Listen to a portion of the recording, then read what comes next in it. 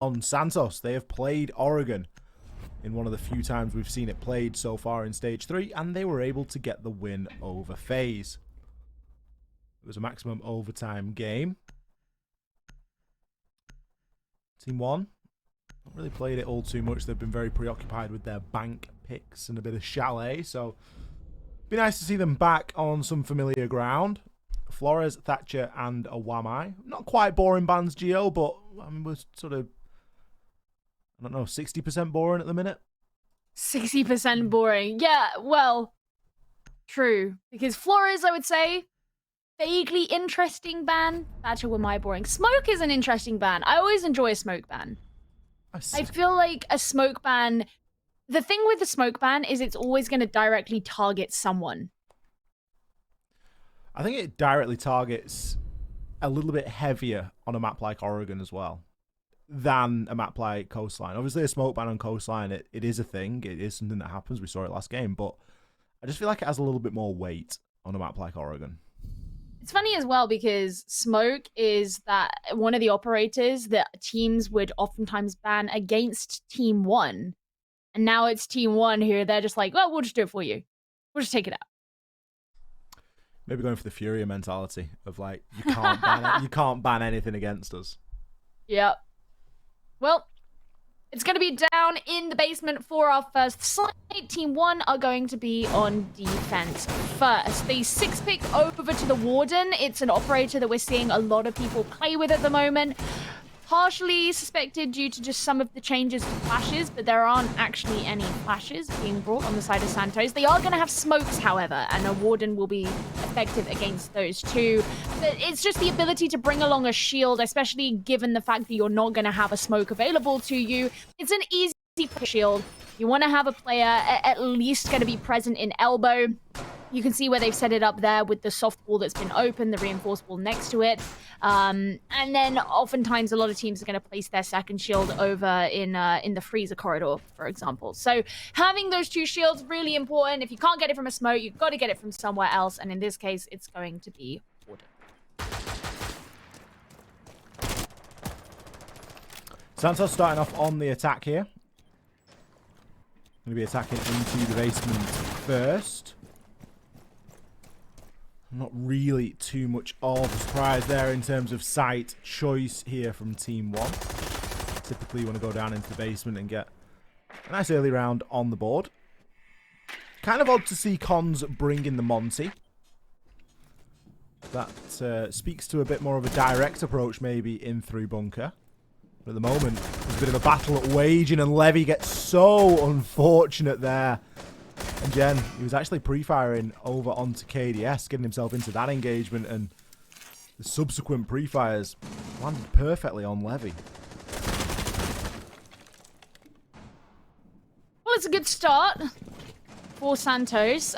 So in this whole story of like these David and Goliath teams that we were expecting to have today, Santos would be the David and Team 1 would be the Goliath. So naturally they're going to be going to max OT. You know, of course. Quite possibly. But it's a good start from Santos to be getting that opening kill. KDS has a nice view here onto the meeting hatch, and there's a lot of people gathered around it too.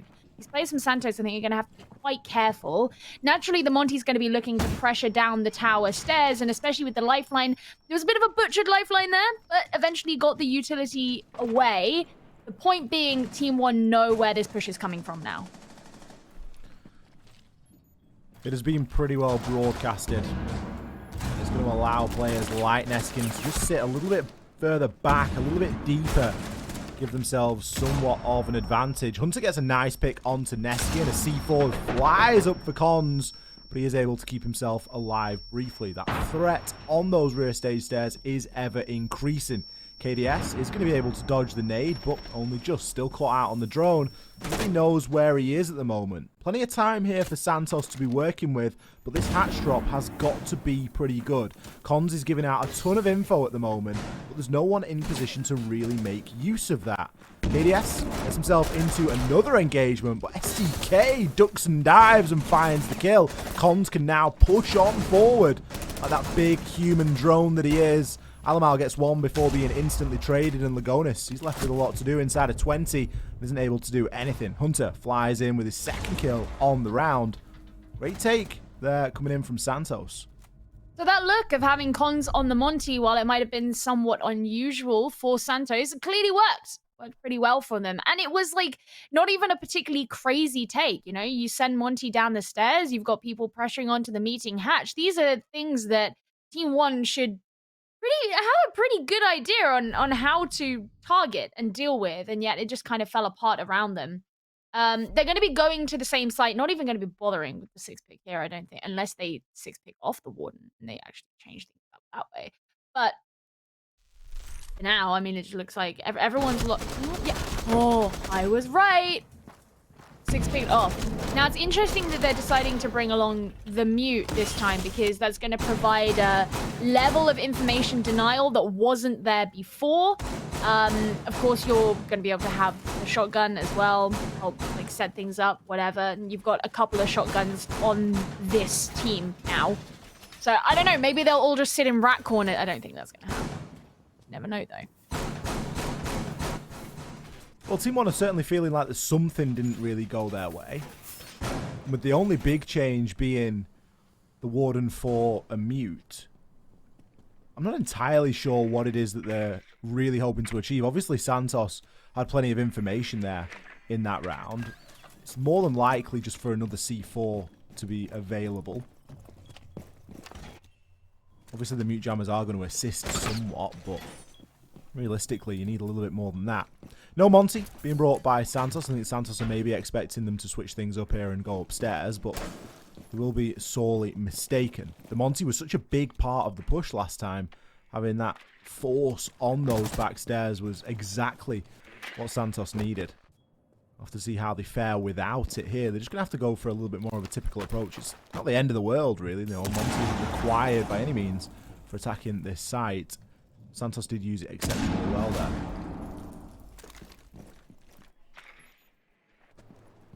So far, no one's been taken off the board. Levy being taken off early was a little bit of a pain. There's a lot of C4s on the side of Team One as well here. I'm wondering how well they're going to utilize those. That wasn't really a big part of what we saw before.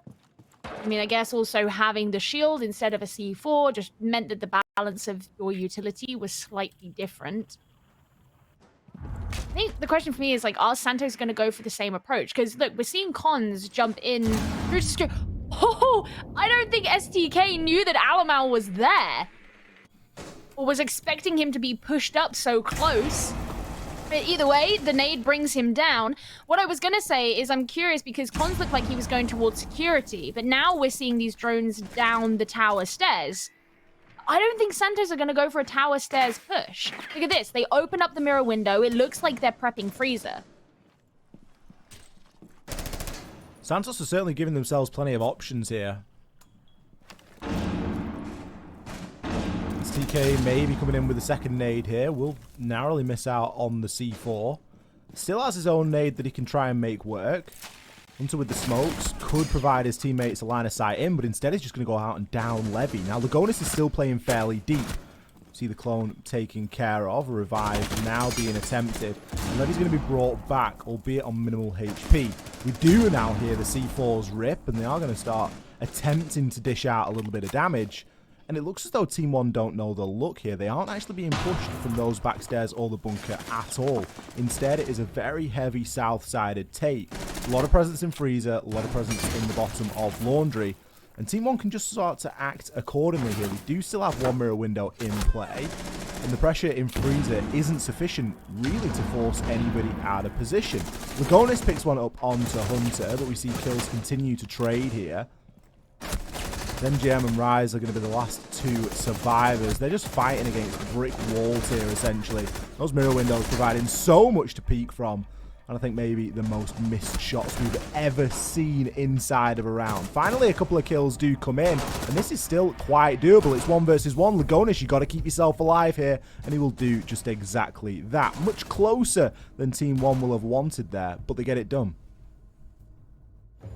I like the fact that Santos tried to take a different approach. You can't, in my opinion, really go for the same approach over and over.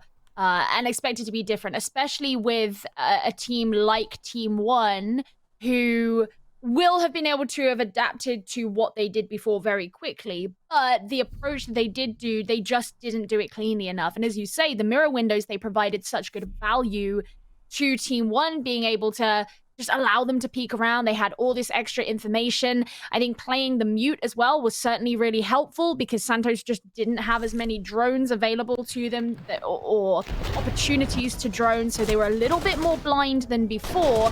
They tried to set up their push in, but they didn't get every single thing done, and Team One could position themselves and get themselves in a good place to actually deal with everything that was coming in. And as you said, Ollie, there were a lot of missed shots. You know, a lot of those attempts that Santos were making were rather messy towards the end. It just wasn't the best round, but I do commend the thought behind it. I think that was as much of a confidence boost as anything for Team One as well, given that they lost the first round fairly convincingly. We know Team One and the way that they like to operate, you just get the feeling they don't want to leave a site until they've had the last word on it. And obviously with them now getting the win downstairs, it forces them on that rotation. And they can take us upstairs into kids' dorms.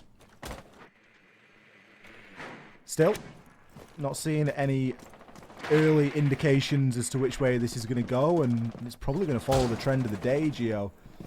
We'll have to see if either team can really start to streak a bit of a lead. I think it's enthusing to see Santos pick up a round on defense so early. There's a lot of teams, especially the air quotes underdog team in the matchups that we've had today, is usually taking a bit longer to get warmed up to the fixture. If Santos can come in swinging from the start, they might have a little bit of a chance.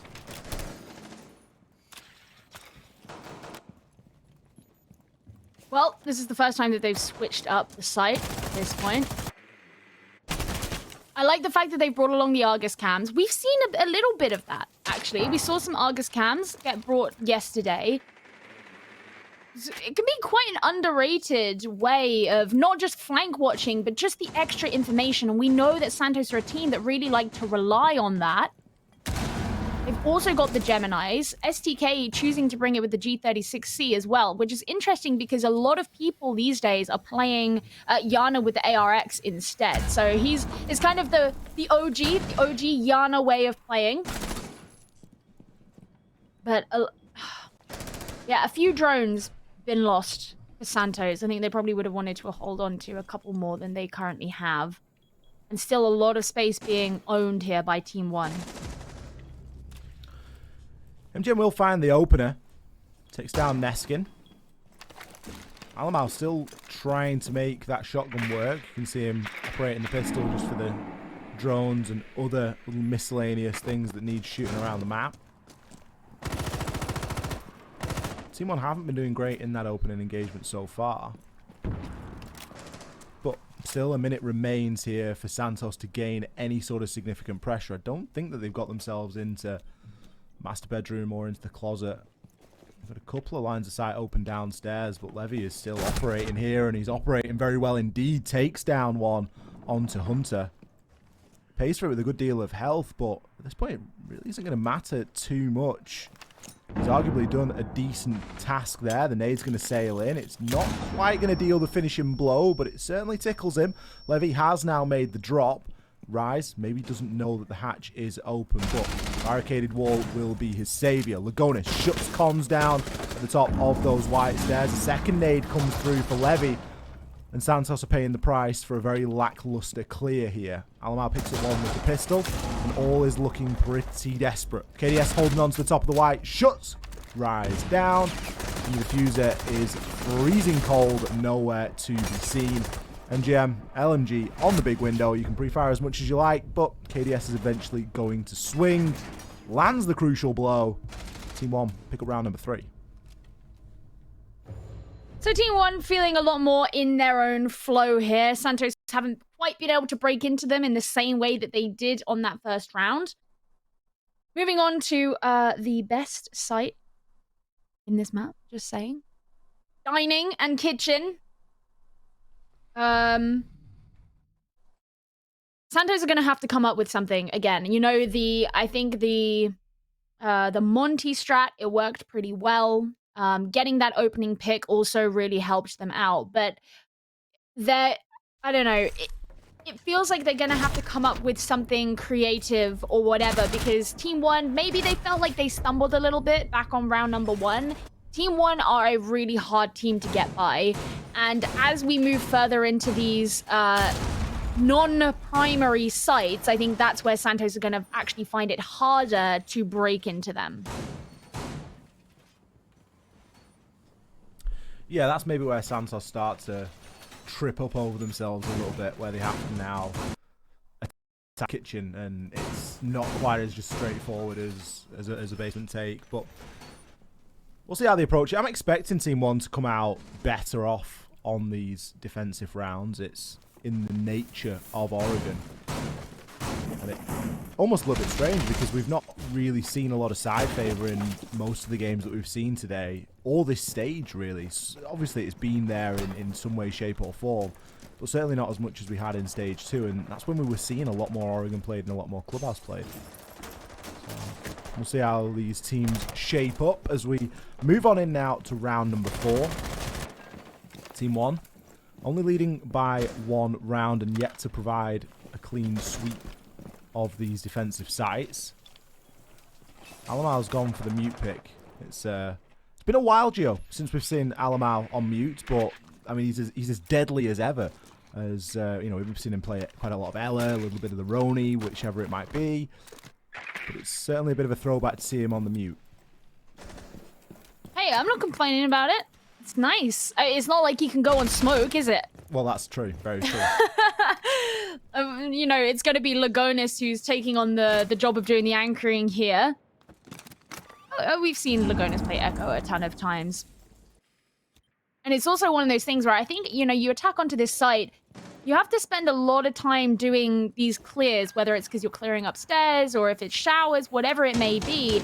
A lot of teams, you know, if you don't manage your time well, it can actually be quite hard to ensure that those yokai drones are gone. So if you can have an Echo left over late in the round who can deny the plant, it can really kind of come and bite you at a time where, you know, it's not particularly ideal. Nice nade going up into Kid's dorms, but Levy's going to avoid it pretty easily. But I think the fact that Team 1 do have this presence upstairs is going to be a pain for Santos, especially when you consider there's only 1 minute 20 left on the round. Yeah, and you think back to the last round and how slow Santos were in doing anything. This sort of extended roam is exactly what Team 1 need to do to be burning as much time as possible. A great opener. Alamal makes the C4 land. STK is going to be in a position to respond, but without the book, it's going to be very difficult to open up a lot of these vertical angles, and with the site being the floor below, it really nullifies the advantage of gaining that top floor control. We can see Team 1 now making movements and rotations to get themselves set up for the next stage of their take. As Cons turns his attention into meeting. He's going to try and get that wall open into kitchen.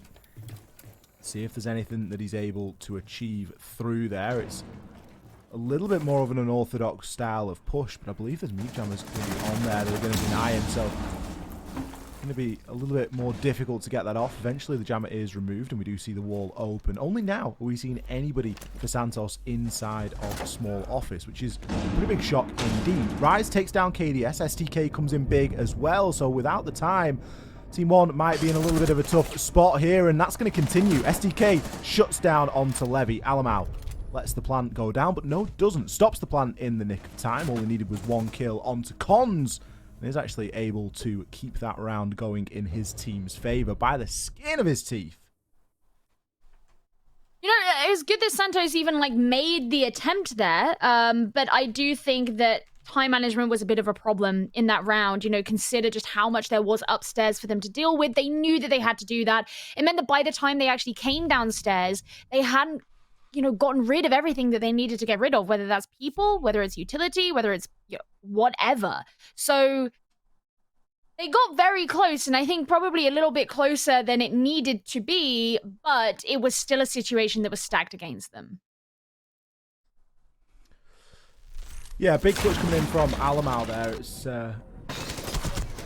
not easy to find that final kill and to thread that needle was able to grab the last kill and duck himself down into those laundry stairs. And really played to the whistle for that one. But again, not repeatable. A close round, a round where Santos had the advantage, and all it would have taken would have been one pair of eyes in that direction, and it could have been a different story. But back downstairs we go. It's the only round, and the only site, sorry, that we've seen Santos get any joy in so far.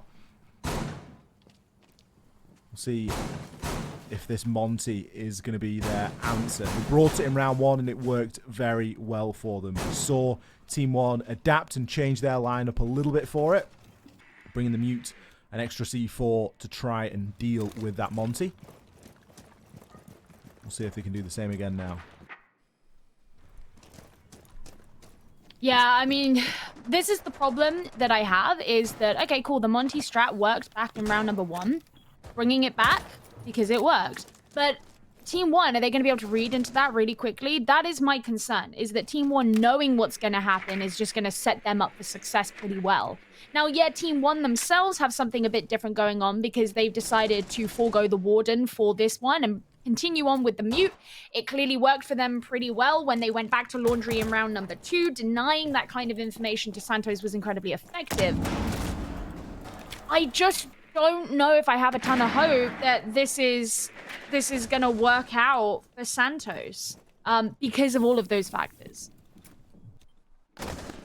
There's definitely a lot more attention being paid to these rear stage stairs now by Team One, which is going to be the big problem, because that's where we saw Cons have pretty much all of his success in terms of pushing down. Now, Cons is only just making it out of spawn. He must have spent an incredible amount of time on his drone in the opening part of that round. Maybe he's going to go to Freezer Geo and try and see if there's something that they can work there. Maybe the intel has suggested that, look, they're really stacking up these back stairs. We need an alternate route. I mean, there's no mirror this time. Could be a little bit easier, yeah. Yeah, maybe that's something they've read into, and they know that there's not a mirror window that they have to worry about, so it's going to be an easier time for them to actually attempt Freezer.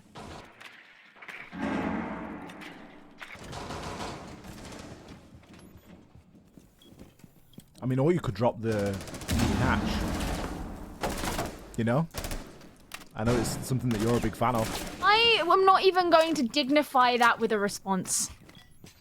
I wonder what would happen if they dropped meat and hatch. I don't want them to drop meeting hatch. They already did this though, and look how many people there are down in Pillar. They're actually just gonna push up the stairs and chase this Monty down. I mean, look at that! I'm not sure how Neskin's been able to find the kill onto STK there, but Cons is still alive here. KDS really popping off now. It's those 50-50 engagements that you really can't rely on, and look at the bloodbath that is ensuing. MGN may have the LMG, but he's got no answer for the C4. Lagonis even going to sacrifice Levy to pick up that final kill. Levy was pretty low. All he needed was a little bit of the splash damage, and the C4 is going to do the rest. It's going to secure the kill onto MGN. Team One, that's why they are one of the best teams here in the BR6. Able to very quickly adapt and have a pretty significant response to that Monty play. That's pretty much exactly what I thought was going to happen. And this is the thing, you know, they wanted to push down and they wanted to take control of Pillar, and they just didn't have it. At no point did they clear anything out. They didn't, not at all. Those three players who were down in Pillar, they were just left completely able to do exactly what they wanted. You can't push the tower stairs or have any kind of a meeting job if Pillar is being contested, especially not to that extent. And not only were they holding on to Pillar and retaining control of the stairs, but also construction as well. We saw those kills come through. There was just no way that Santos were getting in at all. Back to the drawing board, I think, for the Monty strat. It's a little bit of a pocket strat. I think you get away with it once, but it's not something that you can repeat, especially against a team like Team One. You're going to need a little bit more than that to make things work. 4-1, maybe a 4-2 split here. Could be one of the more convincing scorelines we've seen so far tonight. Of course, still could be a 5-1 split to Santos. They've not really given us any indication that they've got anything more than the Monty strat up their sleeve tonight. They've been dreadfully slow in a lot of these attacks so far. And the confidence is snowballing from Team 1. You can see that in the nice little pre-fires that they're popping out. Not quite spawn peaks, but they're getting on the way. They're itching to get themselves into the fight. A pretty equal load spread across all of them as well in terms of those kills. Everyone really vying for them. STK, what are you doing? Feels like he's already fairly well committed into that push. He'll look to try and move himself through Trophy, but immediately shut down. Alamau doesn't even need the shotgun geo or the Scorpion. He's just going to use the pistol. It felt unnecessarily ballsy from STK to even attempt that. I mean, that's how he played on this map against FaZe, and he did really well with it. But, yeah, different beast. Yeah. I mean, I was just going to be like, you do you, I guess. Now, I mean, Hunter's just trying to hold the angle, stop any, you know, crosses from being taken. KDS staying so close to the breach here to throw out the C4, and that's the diffuser as well now. So, all right, you've got another player in there who's got to go out and retrieve that diffuser, cross a line of sight in doing so. This is a painful situation for Santos to be in. Levy's got some information onto MGN as well. A nice ping to tell him exactly where the Zephyr is hiding. Hunter would still try and push in here through Master. Going to go for the aggressive play, but wasn't counting on KDS being inside of the closet. MGN surely only moments away here as the Yokai drone's going to ping him out further. Rise has dipped on back, and he's actually got himself into Big Tower. He's essentially just playing for a pick at the moment. He really is unlikely to be able to gain anything from that window. Does still have a nade that he's going to try and make use of. But all it's going to do is force Levy off the angle. MGN has been lit as well in the process, so despite the fact that there's 30 seconds left, it's going to be a very difficult 30 seconds here. Santos are going to try and get anything done. Alamau on the flank finds one onto MGN, and it's really only a matter of time for poor old Rise. Neskin uses to fly out of the window. There we go. Flawless round for Team 1. They're having a pretty good go of it so far. And now things are switched on the side. Of course, everything could go different. But I would say a 5-1 at the half, that is brutal to try and go against. You know, you could argue whether Oregon is, attacker, defender sided. I think when you're looking at 5-1, a 5-1 split, the only map I can think of where a 5-1 split would kind of be okay would probably be Theme Park. And this isn't Theme Park. So that is just a big thing to look at. And now Alamal's going to be bringing a freaking blitz. I guess Santos ready for this. They don't have a warden to go. There becomes a point where it's sort of team diff instead of map-sidedness. Yeah. And that's kind of what we've seen today. There's only really one round that I can think of that Team 1 actually clutched it, and it was Alamau stopping the plant. Aside from that, every round has been fairly convincing. But we'll see. We'll see if Santos have got what it takes here on the opposite side of things. The blitz is pretty terrifying, though. 1 round away from match point, 2 rounds away from tying it up. That's a dangerous position for Team 1 to be in because they're going to bring things like the blitz-thinker combination. And you just know it's going to be disgusting. I am kind of fearful for Santos. And the thing is, like, they're not going to know. They don't know yet. It's going to take them... Eventually, they'll hear the clug. They'll see the shield. They'll see the flashes. But right now, they don't know. And I'm wondering... Wait, this is a... Okay, it is in the basement. He's just going to rush down the stairs. Oh, no, now they know. Now they know that blitz is there.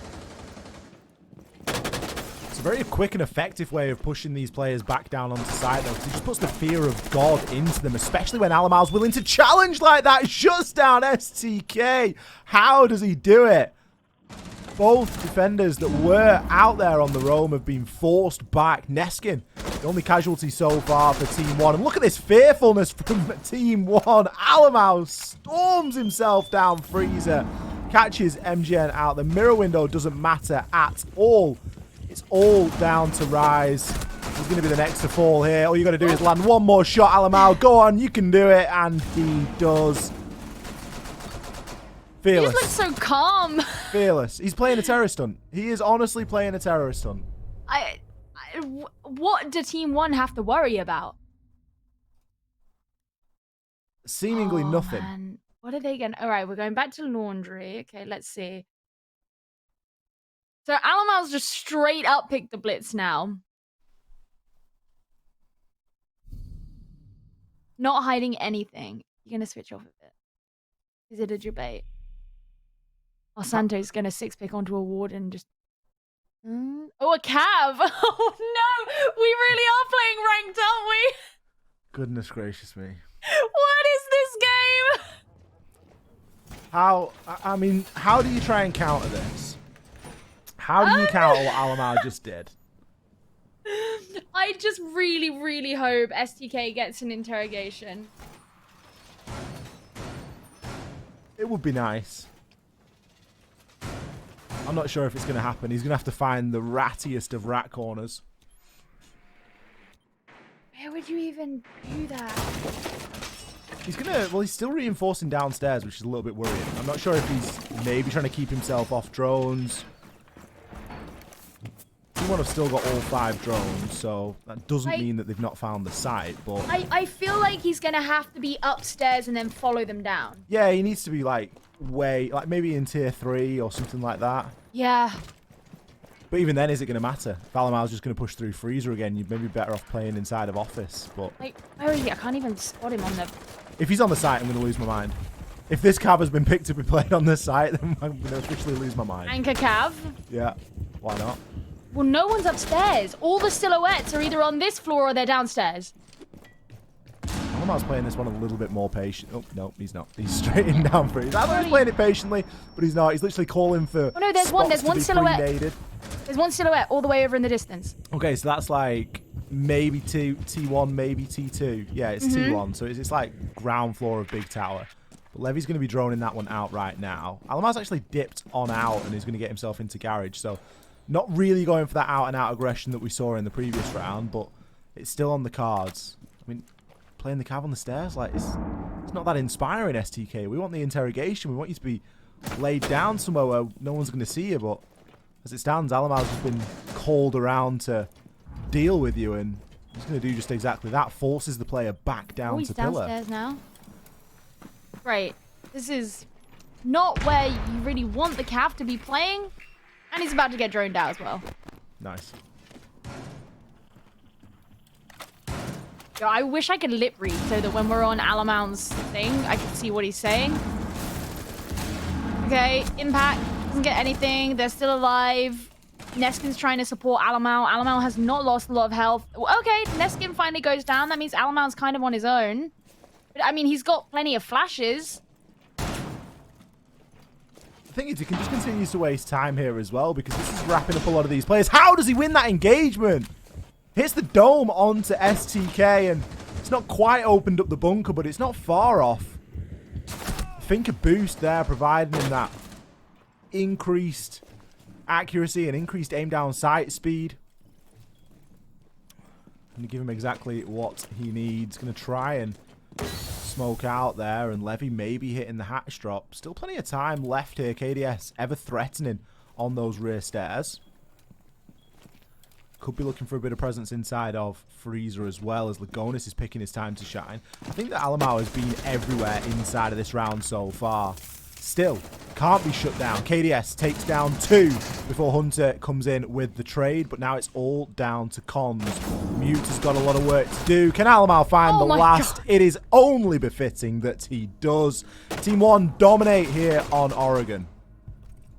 You know, I'll tell you what, that round felt like it lasted 5 minutes. It was a long round. That was a long round, but like, it felt like so much time had passed. I looked at the clock, only a minute 10, like a minute 10 was left.